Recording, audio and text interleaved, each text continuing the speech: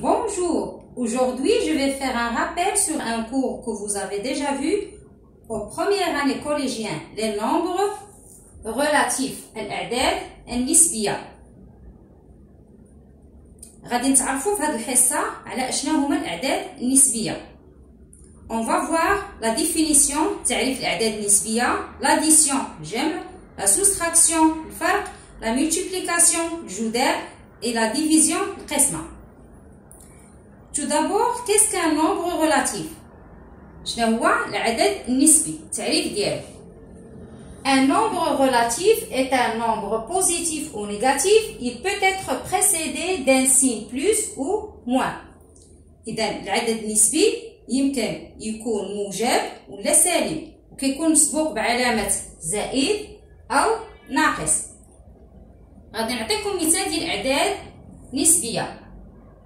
Plus 3, moins 7. Ce sont des nombres relatifs. أعداد نسبية.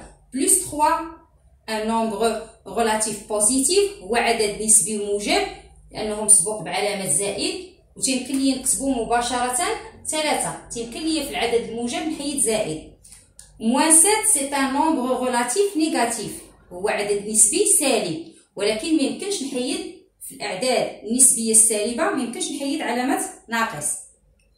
Donc plus 3, moins 7, ce sont des nombres relatifs. غادي نعطيكم الآن واحد العملية وغادي نتعرفوا على كل عدد فيها إشارة ديالو، واش بوزيتيف ولا نيجاتيف. 6 moins 9 plus 4 moins 1. غادي نبداو بالعدد الاولاني. Donc 6 c'est un nombre positif ou bien négatif? 6 c'est un nombre positif. هو عدد موجب. علاش؟ لانه نورمالمون بحال هنا غتيكون مسبوق بعلامه زائد، لكن ملي تيكون عندنا العدد في البدايه ديالو تنحيد هاد علامه زائد. اذا 6 c'est un nombre positif. هو عدد موجب. موان 9 غادي ننتقلوا للعدد الثاني. موان 9 دائما كناخذ العدد والاشاره اللي قبل منه باش كنعرفوا واش موجب ولا سالب، واش بوزيتيف ولا نيجاتيف. تناخذ العدد وتناخذ الاشاره اللي قبل منه. موان 9 c'est un nombre négatif. هو عدد سالب. علاش سالب؟ لانه مسبوق بناقص بحال موان 7. ننتقلوا للعدد الثالث. بلس 4. بلس 4 c'est un nombre positif. هو عدد موجب لأنه مسبوق بعلامة زائد. moins 1 c'est un nombre négatif. عدد سالب لأنه مسبوق بعلامة ناقص. إذا دائما إلا بغيت نعرف العدد واش بوزيتيف ولا نيجاتيف، يعني واش موجب ولا سالب، تناخذ العدد وتناخذ الإشارة اللي قبل منه هي اللي تتبين ليا واش موجب ولا سالب. On passe maintenant à l'addition. الجمع ديال الأعداد النسبية. إذا غنعرفوا كيفاش تيمكن لي نجمع عددين نسبيين. غنعطيكم كنتو كتشوفوا في ابتدائي أول حالة بخامية كا 4 plus 2 مباشرة. 4 plus 2 صافي 6، كنقول 6. ولكن غادي نشرح الآن علاش هنا العدد موجب، لأن القاعدة غادي نكتب لكم هنا في الجنب واحد المجموعة ديال القواعد اللي خصكم تحفظوهم باش يمكن تطبقوهم في التمارين. هنا بوزيتيف بلس بوزيتيف كتعطيني نومبر بوزيتيف. إذا زائد عدد موجب زائد عدد موجب، النتيجة كتكون موجبة. نومبر بوزيتيف بلس نومبر بوزيتيف، le résultat est positif. Deuxième cas. ملي تيكون عندي عدد سالب par exemple moins 3 plus moins 4. كتشوفوا هنا عدد سالب زائد عدد سالب. ملي تيكون عندنا عدد سالب زائد عدد سالب كتكون الريزولطا سالبه، وتنشد تنجمع العددين. 4 زائد 3 7. دونك moins 3 plus moins 4 صافي moins 7. اذا غادي تعقلوا على القاعده. الا كان عدد سالب زائد عدد سالب النتيجة كتكون سالبة. Nombre négatif plus nombre négatif, le résultat est négatif. Troisième cas, لكن عندنا عدد سالب زائد عدد موجب. إذا موان 7 بلس 2. ملي تتكون عندنا هاد الحالة تناخد الإشارة ديال العدد الكبير. شنو العدد اللي كبير؟ تنسى الإشارة الأول، تنقارن شنو العدد اللي كبير، واش 7 ولا 2. إذا 7 est plus grand que 2. 7 أكبر من 2.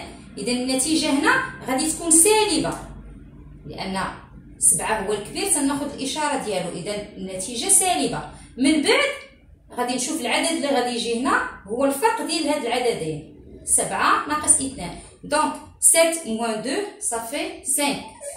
moins 7 plus 2 égale moins 5. إذا ملي تيكون عندنا عدد سالب زائد عدد موجب، هنا النتيجة تنشوف الإشارة ديال العدد الكبير هو اللي تنديرو هنا، ثم تناخد الفرق بين العددين. غادي نزيدكم اكزامبل هنا 4 بلس moins 10. Donc, quel est le plus grand? 10 est plus grand que 4. Donc, هنا النتيجة سالبة، ثم 10 moins 4 ça fait 6.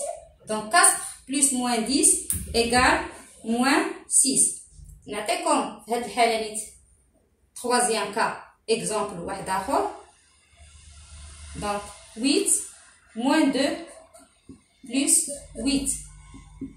شنو العدد اللي كبير؟ واش moins 2 ولا 8؟ 8. دونك النتيجة كيفاش غتكون؟ واش بوزيتيف ولا نيجاتيف؟ غادي تكون بوزيتيف، حيت 8 هي كبيرة، إذا النتيجة موجبة. وغناخد الفرق بين العددين، 8 ناقص 2 غتعطيني 6. دونك moins 2 plus 8 ça fait 6. هادو هما الحالات 3 اللي كاينين في لاديسيون. غادي ننتقلوا الآن سوستراكسيون، الفرق بين عددين نسبيين.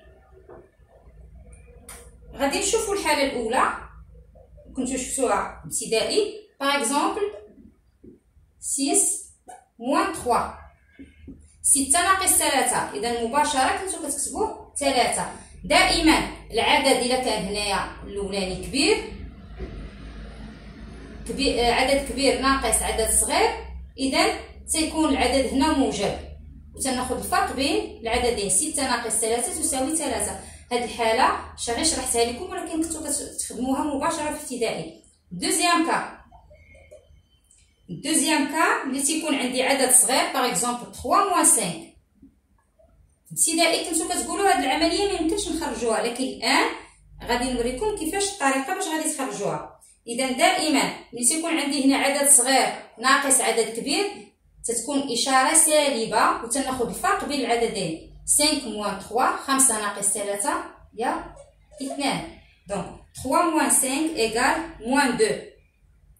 إذا ملي تيكون عندي عدد موجب، عدد كبير موجب ناقص واحد العدد موجب، النتيجة غادي تكون عندي موجبة، والفرق بين العدد الأول والفرق بين العدد الأول والثاني. في الحالة الثانية ملي تيكون عندي عدد صغير ناقص عدد كبير الإشارة تتكون سالبة، كناخد الفرق بين هاد العددين. troisième cas ملي تيكون عندي هاد المثال moins 4 moins 3. بالنسبة لهاد العملية راه يمكن كترجع على هاد الشكل moins 4 plus moins 3. غير ملي تنحيد القوسين بلوس مع موان تتعطيني موان. إذا هادي راه هي هادي بلوس مع موان، إلا كانوا القوسين بغيت نحيدهم بلوس مع موان كتعطيني موان. هنا في لاديسيون راه وريت لكم في الجمع كيفاش تنخرجوها. الا كانوا عندي مجموع عددين سالبين النتيجه سالبه، والمجموع ديال 4 3 صافي 7. دونك موان 4 بلس موان 3 صافي موان 7. هذه غير الاشاره بغيت نبين لكم كيفاش كيمكن لينا نحيدوا القوسين. هنا الا كانت عندي هذه الحاله تيكون عندي هنا الريزولطا نيجاتيف، ثم تنجمع هاد العددين 4 plus 3 ça fait 7 moins 4 moins 3 égale moins 7. نعطيكم مثال اخر هنا par exemple moins 2 moins 5. اذا قلنا الا كانت على هذا الشكل تتكون هنا اشاره سالبه وتناخذ المجموع 5 plus 2 égale 7. اذا هادو هما الحالات اللي كاينين عندنا soustraction. on passe à la multiplication الجداء ديال عددين نسبيين. غنعطيكم البروميير كا كنتو كتقراو مثلا في ابتدائي 5 fois 2 مباشره 10 كتكتبوها صافي 10. غنكتب لكم هنا واحد المجموعه ديال القواعد باش تحفظوهم. بلس nombre positif fois nombre positif في عدد موجب لو ريزولتا اي بوزيتيف. دوزيام كا عندنا nombre négatif par exemple moins 3 fois moins 4 le résultat est positif. Maintenant ça fait 12. donc nombre عقل مزيان nombre négatif fois nombre négatif le résultat est positif. Troisième cas, nombre négatif fois nombre positif. moins 4 fois 5 كتكون عندنا الريزولتا نيجاتيف وكندير 4 في 5 هي 20. النتيجة غادي تكون سالبة. دونك هنا القاعدة إلا كان عندي نومبر نيجاتيف عدد سالب في عدد موجب نومبر نيجاتيف فوا نومبر بوزيتيف لو ريزولتا اي نيجاتيف. إذا غادي تحفظوا هاد بروبريتي. إذا عدد موجب في عدد موجب غادي يعطيني عدد موجب، عدد سالب في عدد سالب النتيجة كتكون موجبة، عدد سالب في عدد موجب النتيجة كتكون سالبة. دونك facteur de deux nombres de même signe le résultat est positif. إلا كان عندنا نفس الإشارة الريزولتا كتكون بوزيتيف. بحال هنا راه نفس الإشارة الريزولتا est positif. facteur de deux nombres de signes différents le résultat est négatif. إلا كانت عندي الإشارات مختلفين بحال هنا ناقص ولا زائد كتكون الريزولتا est négatif. هادو هما الحالات الثلاثة. إلا حفظتو هاد القواعد كتطبقوا مباشرة العمليات اللي تلقاوهم في التمارين اللي تيتعطاوكم. Maintenant on passe à la division. عندنا القسمة. الحالة الأولى كنبداو بالحالة السهلة par exemple 10 divisé par 2. كنتو شفتوها كتكتب في ابتدائي على هذا الشكل، ولكن السنة اللي مضات ولات كتكتب على شكل فراكسيون على شكل كسر نكتبوه على هذا الشكل. اذا 10 divisé par 2 égale 5. اذا عدد موجب على عدد موجب nombre positif sur nombre positif le résultat est positif. النتيجة كتخرج positif. Deuxième cas, nombre négatif, par exemple, moins 3 sur moins 4 égale 3 sur 4. Donc, nombre négatif sur nombre négatif, le résultat est positif. Troisième cas, nombre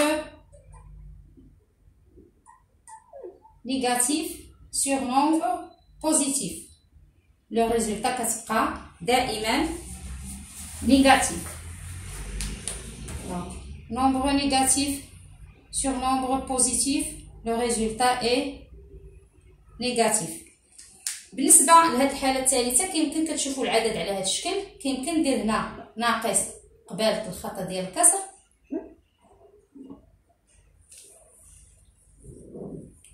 تيتكتب على هذا الشكل. تيمكن ليا تنكتبو ناقص تنهبطها لتحت. اذا غنعطيكم واحد الغومارك هنايا. اذا الا كان عندي واحد العدد ا سور بي ناقص ا سور بي، كيتمكن ليا ناقص تتحول ليا هنا، تيمكن تنهبطها لتحت.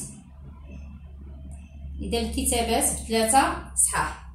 موان ا سور بي ايكال موان ا سور بي ايكال ا سور موان بي. اذا بالنسبه هادو هما الحالات اللي كاينين في لا ديفيزيون. بالنسبه لهاد لي بروبريتي اللي عطيتكم يتحفظوا مزيان. غادي نزيد لكم واحد بتيت بروبريتي ا سافوار في لاديسيون. الا كانوا عندنا دو نومبر اوبوزي، دو نومبر اوبوزي باغ اكزومبل 3 بلس موان 3، كيبان لك هنا 3 و موان 3 اوبوزي عددان متقابلين. باش كنعرف عددان متقابلين تيكون عندي نفس العدد ولكن الاشارات مختلفه، هنا ناقص وهنا زائد. اذا دائما المجموع صفر. دونك لو نومبر دو دو نومبر اوبوزي ايكال 0. نعطيكم مثال اخر. نوتر اكزومبل موان 7 بلس 7. J'ai deux nombres opposés, donc le résultat égale à 0. Moins 7 plus 7, le résultat est égal à 0. إذا هادو هما بالنسبة للحالات اللي كاينين. حفظوا مزيان هاد لي بروبريتي اللي عطيتكم، اللي كتبتهم لكم في كل حالة باش يمكن تطبقوهم.